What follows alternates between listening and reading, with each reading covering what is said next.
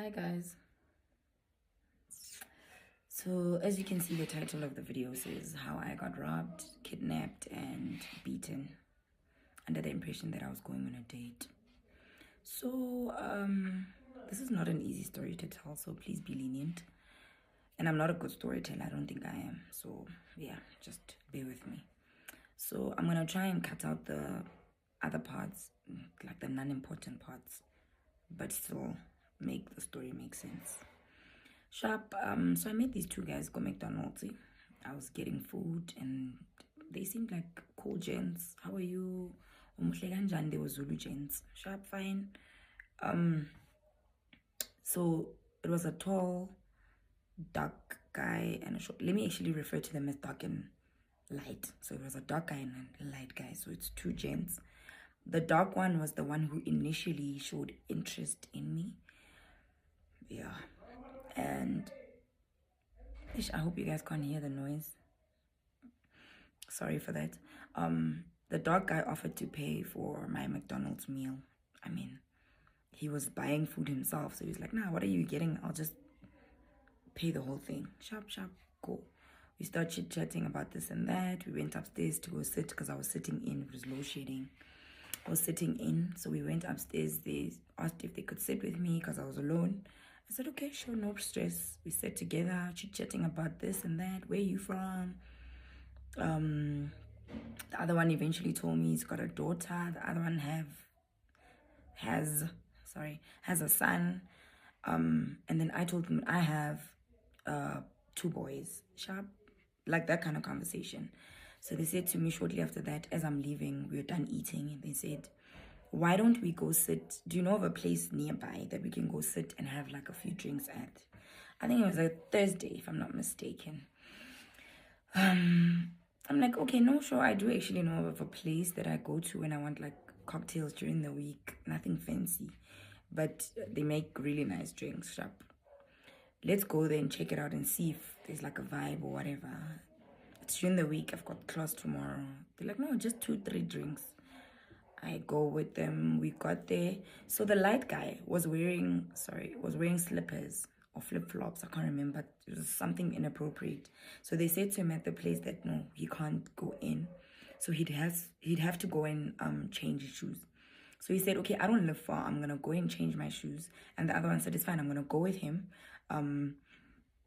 You can just wait for us because if he goes home alone, his girlfriend won't allow him to go out the house again. I'm like, no, sure, no stress. I'm just not gonna go with you there. They're like, no, you can wait for us. Yeah, I'm like, cool. I stay there. I think I was having a margarita as always. So the light guy had already given me, the dark guy, sorry, had given me his numbers. So I had his numbers from the time we were sitting at McDonald's. So as they leave, I stay there. I think an hour goes by. I'm like, okay, this is kind of weird. Where are these people and whatever? I mean, they're the ones that brought me here. Why are they not even coming back? And if you know me, you know that I've got a lot of like guy friends or whatever. So I've got a lot of guy friends as opposed to chick friends because I just don't like the drama that comes with girls. Sharp. An hour goes by, no contact. So I WhatsApp the guy, the dark guy, and I say, okay, where are you guys at? I'm legit about to leave because remember you guys said you wanted drinks, not me. So they're like, no, his girlfriend is giving us a fuss. He doesn't want him to go out the house, what. I'm like, okay, long story short, I'm paying the bill and I'm leaving. I paid the bill, went home. The following day, they contacted me and they said, no, I'm sorry. The dark guy said, no, I'm sorry. They were together. I'm sorry. We are sorry. We stood you up, Nyana. This and this was the problem or the reason. Can we rather come and give you and reimburse you for the money that you paid the bill with and you spent whatever, which wasn't really much. I think it was like for something. I'm like, okay, no, sure. They're like, okay, we'll be there in 30 minutes. They come, they give me the cash, and then they leave. So they're like, so when are we seeing you again? So I'm sensing a friendship, Yana, because they're always together. And the dog guy has my number, but he's never said anything regarding anything. Sharp. They say, no, how about we do maybe dinner? I'm like, no, not today. I'm tired. They're like, no, maybe tomorrow or next week, whenever you're free. I'm like, sure, cool. I'll let you know. They leave. During those days, the yellow bone texts me.